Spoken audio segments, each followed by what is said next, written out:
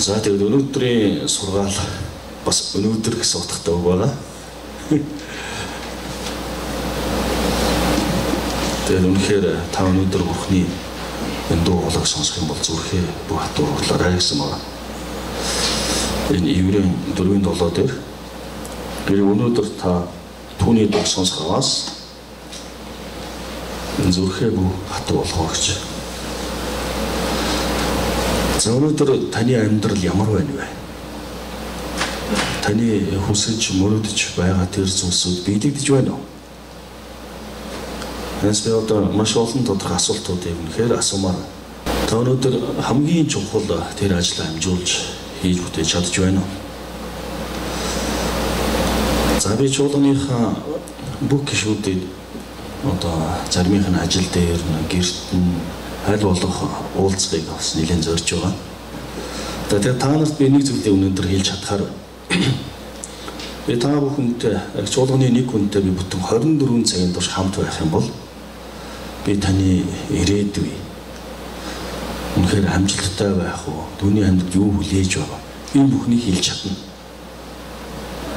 Багт хүмүүс пастор яв бардан байна гэж хэлж магадгүй. Эсвэл одоо маш олон тэр нүдэнд харагдахгүй юм хардаг болцсон юм уу гэхэд. Эсвэл та худлаа хэлээд байна гэж бодож байна.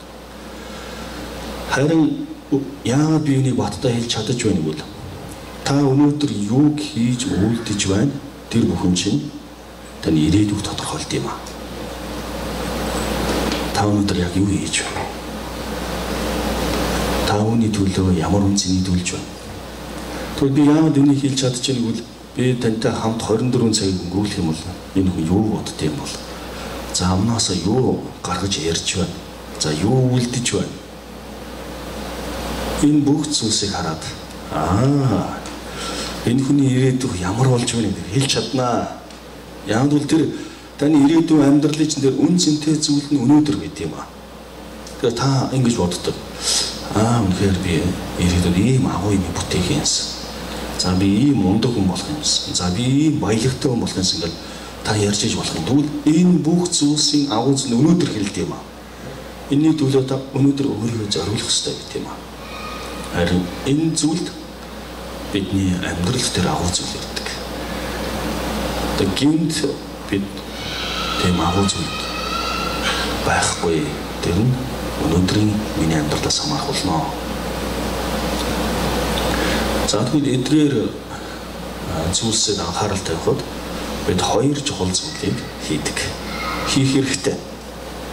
Тэрний нэгдүгээрх нь болохоор шийдвэр. Хоёр дахь нь түүнийг хэрэгжүүлэх зарчим. Өнөөдөр та за би англи хэл сурья гэж та шийдвэр гаргалаа гэж бодъё.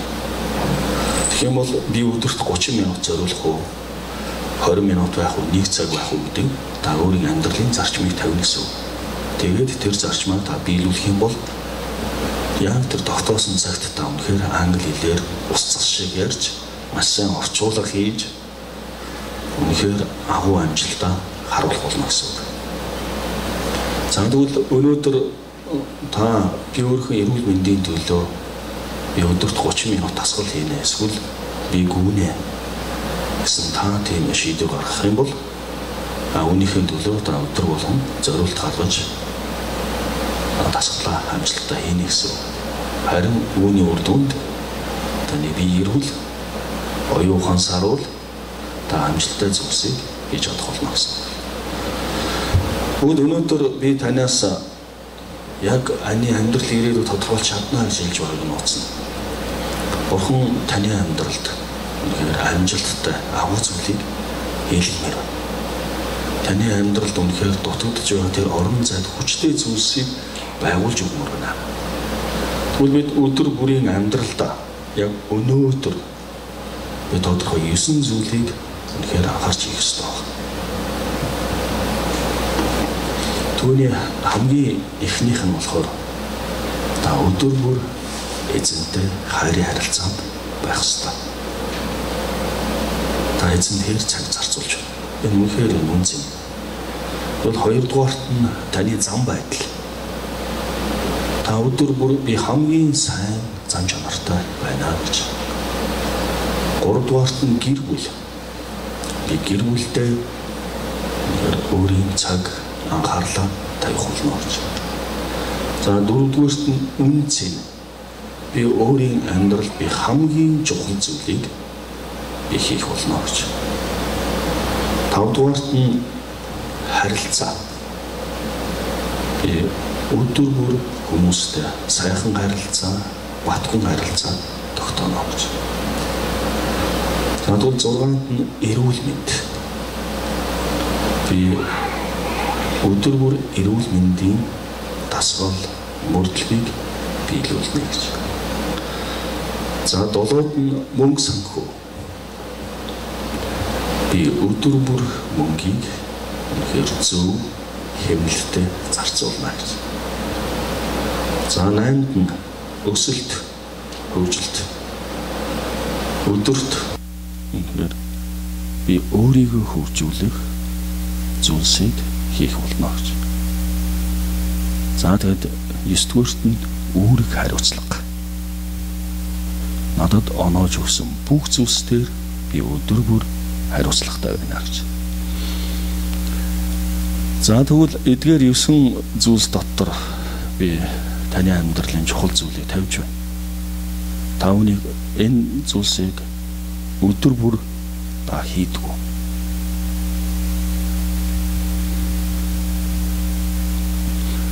Та тэгвэл эдгээр зүйлс дээр та үнэхээр шийдвэр гаргах ёстой. Үнэхээр таны амьдрал хүчтэй байх шалтгаан бол энд байна.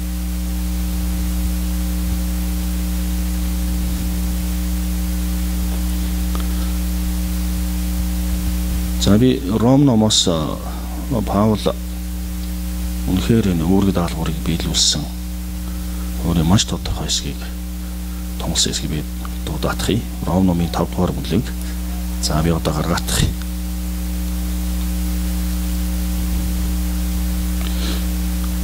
За 5-ын 3-аас би уншнаа. Түүгээрч барахгүй юм зовлонтойдоо баярладаг. Учир нь зовлон зүтгүүр нь төвчээрийг. Төвчээр нь дурсагтай байхыг. Дурсагтай байх нь найдварыг төрүүлдэг. Найдвар нь урам угалдаггүй. Учир нь бидэнд өгөгдсөн ариун сүнсээр дамжуулан Бурхны хайр бидний зүрхэнд зутгагдсан байдаг. Тэгвэл үнэхээр өдөр бүр бид эдгээр зүйлс хийхэд үнэхээр бидэнд зовлонтой байдаг зарим зүйл нь. Харин энэ зовлонтой байгаа байдал нь бидэнд үнэхээр төвчээрийг тэгэд туршлагатай байхыг найдварыг сургадаг гэсэн ба. Бид тэр хэсэгхэн тэр зөвөрийг үнэхээр итгэмжтэйгээр даван туулна гэсэн үг. Магадгүй би өглөө дасгал хийнэ гэдэг өөрөө шийдвэр гаргачаад тэрийг хийхгүй ингээл за яах вэ гэдэг ингээд зөвөртэй байх биш. Тэр нь үнэхээр амаргүй байсан ч гэсэн тэр 30 минут би өөрийгөө үнэхээр зориулна гэсэн үг. Харин үүний үр дүнд би ирээдүйд харамсахгүйгээр би баяр хөөртэйгээр эзний агуу зүйлс дотор зогсох болно гэсэн үг. Үүн энд тодорхой биднээс энэ үн цэнийг үнэхээр шаарддаг. Хэрвээ та өнөөдөр энэ үнийг төлөхгүй байх юм бол та маргааш заавал энэ үнийг төлөх болно. Хэрвээ та энэ үнийг өнөөдөр төлөхгүй гэх юм бол та маргааш төлнө. Харин өнөөдөр та энэ үнийг төлөх юм бол маргааш төлөхгүй гэсэн үг. Маргааш үнгүүгээр байна гэсэн. Яг нь энэ үн цэнийг заавал төлнө. Үнгүй юм гэж байхгүй. Тэгвэл танаас тэр үн цэнийг шаардах болно. За намайг хүүхэд байхад нэг удаа аав маань за миний худгаас ингээд 80 литр ус аваараа. Тэр үед худгаас ус авдаг байсан. Одоо ч Монголд бас хүмүүс худгаас ус авчаа. Тэгээд өдөөс хойш бүгдээрээ хамт явж парк явах шүү гэж хэлсэн. За тэгээд жоохон тийм залхуурал. За нэг мөр хажуу талын айлаас 240 төр шууд 80 литр ус авдаг. Тэргийг гуйж аваад явчихдаг ч юм уу. За ингээд сатаарч байгаад тэр худгаас ус аваагүй. За тэгээд хагас өдөр байсан болохоор аав ажилласаа ирээд за бүгдээрээ парк явъя. За миний хөө худгаас ус авсан уу гэсэн. За би аваагүй байна. Би парк явж ирчгээд би ус авъя болох уу гэсэн. Тэгсэн аав маань хэлсэн үгэндээ эзэн болж эзэн хоолндоо сав болно гэж. За тэгэхээр уучлаарай чи үлдэн ус аавна бид парк явлаа гэсэн. За тэгээд аав яаж тэр дүүнэртэй явцсан. Би нөгөө тэргээд түрээд ингэ явж та нар ямар төрхтэй байсан гэж бодож байна. Яста манад ямар гоё тоглож байгаа бол тэг харин яг энэ өдрөөс яг цаг тухайд нь өгөгдсөн тэр үүргээ биелүүлэх юм бол ирээдүйд тэр агуу баяр баясгаланд авах юм гэдгийг ухаарсан байна. Тэгвэл Бурхан таны амьдралд өдөр бүр хийх ёстой тэр үүргийг өгсөн байна. Та түүнийг нэртөртөө биелүүл. За энэ бүх зүйлс дээр үнэхээр бид өөрсдөө энэ дэлхийн хүмүүст үлгэр дуурайл болох ёстой байгаа.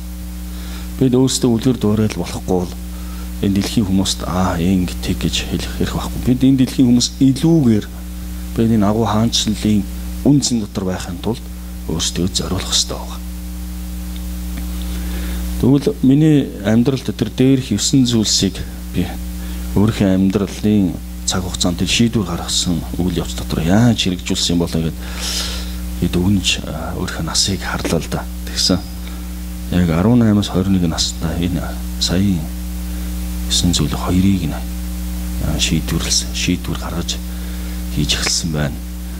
За тэгээд 21-аас 26 наснда 3-ыг үнэхээр шийдвэр гаргасан байна. За 26-аас 38 наснда бас 2-ыг. За 38-аас 42 наснда 1 шийдвэр. За 1 шийдвэрийг нь одоо шийдвэр гаргаж чадаагүй байгаа. Тэр нь өдөр бүр тогтмол одоо дасгал хийх эрүүл мэндэд яг үнэхээр анхаарч чадаагүй байсан байна. Тэгээд харин одоо саяхнаас ялангуяа Солонгосын орчин илүү дасгал сургуулилд биеийн тамирын орчин аюул сайн байгаа болохоор за өөртөө одоо яг энэ шийдвэрийг одоо гаргаж байгаа. Яг л шийдвэр гаргана гэдэг бол үнэхээр чухал. Ихэнх хүмүүс шийдвэр гаргахгүй ингээд за дараа болъё л яваад. Харин та айл болох маш хурдан залуу байхдаа шийдвэрийг гаргах юм бол та тэр хэмжээгээр барайнд ороход үнэхээр тэргүүн барайнд орно гэсэн үг. Нэг үргэлх юм бол 100 метрийн гүйлтэнд анханаас гараанаас эхлэхдээ асар их хүчтэй гарах юм бол барайндаа бас яг тэр их хүчтэй ордог. За гэтэл эхний 100 метрт ингээд эхнийхт нэг удаан гүйж байгаа л за яг сүүлийн хэдхэн оронд би хамаг хүчээ гаргах юм бол энэ бол боломжгүй, энэ бол хоцорно. Тэгвэл та үнэхээр энэ шийдвэрийг айл болох эрт гаргаснараа та өөрийнхөө амьдралд агуу зүйлсийг бүтээх болно. За миний энэ 38 наснда гаргасан шийдвэр ямар шийдвэр байсан гэхээр гэр бүлдээ би өдөр бүр анхаарал халамж тавьж дэндүү 20 болсон биш. Тэрнээс өмнө болохоо дандаа ажил. Тэг өөртөө ямар зорилтыг үнэхээр хатуу тавьсан гэхээр миний амьдралын амжилтын бүх сайн зүйл гэр бүлээс ирнэ гэдэг тэр үнцнийг тавьсан. Тэг үүний үр дүнд үнэхээр байдал өөр болсон. За үнэхээр олон энэ шийдвэрүүд дээр үнэхээр алхамаар хийж эхэлж байна. За тэгвэл би танд үнэхээр тунхаглаж байна. Таны ирээдүйн амьдралын бүх агуу их амжилт дээр сайн сайхан зүйлс бол таны өнөөдрийн үйлдэж байгаа цагийг зарцуулж байгаа тэр үнцээр тодорхойлогдох юм аа. Тэгвэл та эдгээр 9 зүйлсийг үнэхээр хийж байна уу? Та үнэхээр эзэнтэй харилцах таны хайрын харилцаа ямар вэ? За яг анх 92 оноос би өөрийнхөө нэг шийдвэр хийсэн. Тэр нь би өдөр бүр хүмүүст би сайн мэдээг хүргэнэ гэсэн би тийм шийдвэр тавьсан. За гэтэл 92 онд өдөрт 10 хүнд би сайн мэдээ тэр хүргэж ирсэн. 4 сарын хугацаанд яг анхны тэр мөнхийн гэрэл чуулганд хамарж байхад миний авралын зарын одоо багийг удирдах байсан баг маань чуулганд 400-тэй болгож байсан ба. Яг энэ үнцийн төлөө өөрийгөө зориулдаг. За зам байдлын талаар бурхан бүх хүний бүтээсэн бүх зүйлсийг бүтээсэн. Харин би бурханы бүтээсэн энэ бүтээлийг доромжлох хэрэг байхгүй гэж. Яг бол бурханаар бүтээгдсэн юм бүхэн сайхан тэдэрийг талархалтаар хүлээн авсан бол гологдох ямар ч зүйл байхгүй гэж. Миний амьдралд сайн ч бай, муу ч бай, үнэхээр агууч бай, ямар ч хүн тохиолдсон яг л нэг л зангаараа. Тэ одоо дугаарлах ч юм уу, эсвэл хоёр нүр гаргах ч юм уу. Тэгхгүйгээр түүнийг хүндлэж түүнд ямар ч муу үгийг хэлэхгүй гэсэн тийм шийдвэр гаргасан. Тэгээ тэр цагаас эхлэн тэр хүмүүстэй харилцаж эхэлсэн. За энэ дэр гэр бүлийн талаар би бас тодорхой хуваалцсан. За мөнгө санхүүгийн хувьд ялгаагүй. Аль болох мөнгийг үрж байгаа тэр хэсэг дээр өөртөө би өрөхгүй гэсэн тийм шийдвэр гаргасан.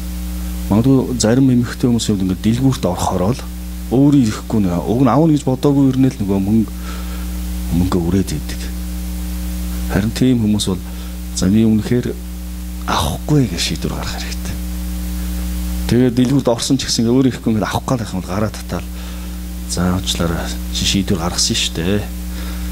Эндээ үнэхээр үнэнч байх хэрэгтэй. За магадгүй ирчүүд маань ч гэсэн мөнгө хүмүүст өөрөө ирэхгүй өгөөд идэг шүү дээ. Яг их мөнгөтэй хүн явсан мөнгө өгөөд идэг. Сайн хүн болох гээд идэг. Харин зарим үед за би гарцаагүй чухал үед өгнө гэж шийдвэр гаргаж. За энэ өсөлт хөгжилт та өдөрт хичнээн ном уншиж байна. Хичнээн та өнөхөр чухал хуурцаг бичлэг үзэж байна. Өөрийн өсөлтийг та хэрт хэлж байна. За 7 хоногт нэг ном уншдаг юм байна. Одоо Солонгост дэндүү ажил хийж байгаа завгүй болохоор ном унших боломжгүй. Тэгсэн ер нь Facebook-ээр болоос бүгдээр үрцээд гэж. Ер Facebook дээр номыг өдөр болгон хууцаар нь тавьд юм уу? За үнэхээр одоо өөртөө өсөлт хөгжилтөнд шийдвэр гаргах хэрэгтэй. Би өдөрт тэдэн бүлэг ном эсвэл үнэхээр агуу удирдагчийн нэг CD ч юм хуурцаг үнэхээр би сонсно өөрийгөө хөгжүүлнэ. Эсвэл солонгос хэлээ би үнэхээр синхроны орчуулгын хэмжээнд би болгоно. За эсвэл одоо англи сурна, эсвэл компьютер. Бид үргэлж өөрийгөө хөгжүүлэх шийдвэрийг гаргах хэрэгтэй. Энэ бол өсөлт. Тэр нь үүрэг хариуцлага байна. Бидний амьдралын бүх зүйл хариуцлагатай. За би саяхан Бат заяад нөгөө хариуцлагын тухай ярьсан. Яг бол хариуцлагын тухай ярих хэрэгтэй болсон. Тэгээ бид үг бүрийнхэн төлөө хариуцлагатай. Биеэрээ үйлдэж байгаа үйлдэл бүрийнхэн төлөө хариуцлагатай. Хандлага бүрийнхэн төлөө хариуцлагатай. Тэгээд бодол бүрийнхэн төлөө хариуцлагатай. Зүрх бүрийнхэн төлөө хариуцлагатай. Тэгээд тэр 5 хариуцлагыг ярьж өгсөн. Тэгээд чи амьдралынхаа яг одоо эцсийн шийдвэрийг гаргаа гэж хэлсэн. Харин тэр Бат заяа гэдэг тэр залуу маань өөрөө шийдвэр одоо гаргаж эхэлсэн. Өөрөө амьдрал юм ямар их хариуцлагатай юм дээр ойлгосон ба. Тэгвэл та үнэхээр амьдралын бүх үйл явдал дотор та хариуцлагатай. Та үнэхээр үүрэг хариуцлага биелүүлээрэй. Тэгвэл эдгээр энэ 9 зүйлсээс бас өшөө бүр 10-11 олон таны амьдралын тодорхой өдөр бүр би хийнэ гэсэн тийм шийдвэрүүд бас байгаа. Энэ цагт би таныг ятгах байна. Та үнэхээр шийдвэр бол эхлэхэд үнэхээр тустай, төгсгөлд зарчим тустай байгаа. Та үнийг ямар зарчмаар хийх вэ гэдгээ бас шийдэх ёстой. Тэгвэл таны амьдралын бүх өдрүүдэд та үнэхээр өөдрөг баяртай байгаарай гэж бас би ятгахмаар байна.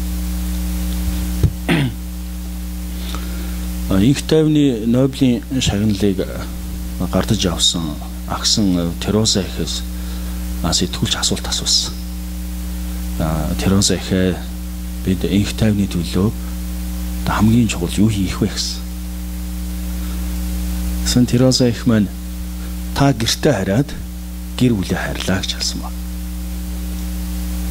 Тэгвэл үнэхээр бид тийм агуу зүйл хэлэх байх гэж бодсон юм бол тэр энгийн тэр үн цэнийг тэр амьдралд өдөр болгон хийх чухал зүйлийг нь үнэхээр ятгсан байна. 92 настай нэг эмээ совлилд хэвтгэр болсон. За гэтэл түүний нөхөр нь 70 настай байхад нь нас барсан. Тэр нөхрөөсөө одоо 22 жил юм холомдий. Тэгээ совлилд. За тэгээд совлын өрөөндөө орохыг хүлээг нэлээд олон цагаар тэр эмээ маань хүлээж ирсэн.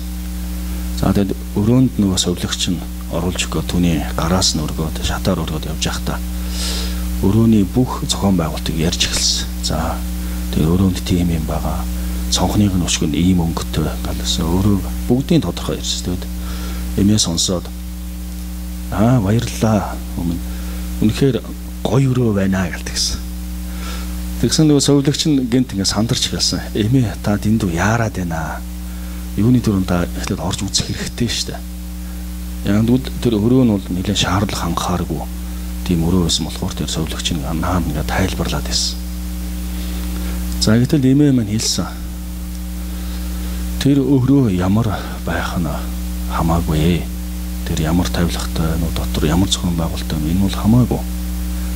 Харин үнэхээр хүн өөрийнхөө амьдралын аз жаргалыг өөрөө шийддэг юм аа. Тэр юу гэвэл миний зүрх сэтгэл үнийг хамааралтай байсан ба. Энийг зүрх сэтгэл маань шийднэ гэж. Тэгэхээр хүмүүс тодорхой нэг нөхцөл байдал амьдралын тэр зүйлстэй үнэхээр гомдол гарах гад байдаг. Тэр нөхцөл байдал бидний амьдралыг шийдэхгүй. Харин бидний зүрх сэтгэл бидний дотор байгаа тэр бодол энэ бүхнийг шийддэг юм аа. Та үнэхээр түүнийг үнэхээр сайхан, үнэхээр талархалтайгаар үнэхээр өөрийнхөө зүрх сэтгэлдээ байлгах юм бол тэр зүйлс үнэхээр бүх амьдралыг чинь шийдэх болно. Тэгвэл үнэхээр талархал дотор таны амьдрал дүүрэн байг. За маш олон хүмүүс ингэж боддог. Хэн нэгэн хүн би үнэхээр янз бүрийн гомдлоо эсвэл тэр зүйлсээ хэллээ гэж боддог. Гэтэл тэр хүнд хэлж байгаа юм биш. Тэр бурханд хэлж байна гэсэн үг. Яг бурхан түүнийг сонсдог. За та хэн нэгэн хүнийг үнэхээр доромжлоод эргэн тойрон байгаа бүхний үнэхээр муулахад та бурханыг бас муулж байна гэсэн үг. Тэгээ бурхан таны амнаас гаргаж байгаа тэр үгээр таны амьдралын үйл явдалд хариу үйлдэл хийдэг. Тэгвэл та үнэхээр эргэн тойрон байгаа амьдралдаа өөдрөгөөр тэр сайн сайхан үгээр та түүнийг өрөө. Таны амьдрал дэх тэр агуу зүйлсийг та тэр үгээрээ өөрчлөх болно. Энэ зүйлсийг за хуучин гэрээний ном дээр би энэ үгийг үргэлж дандаа боддог. Мөсө бурхан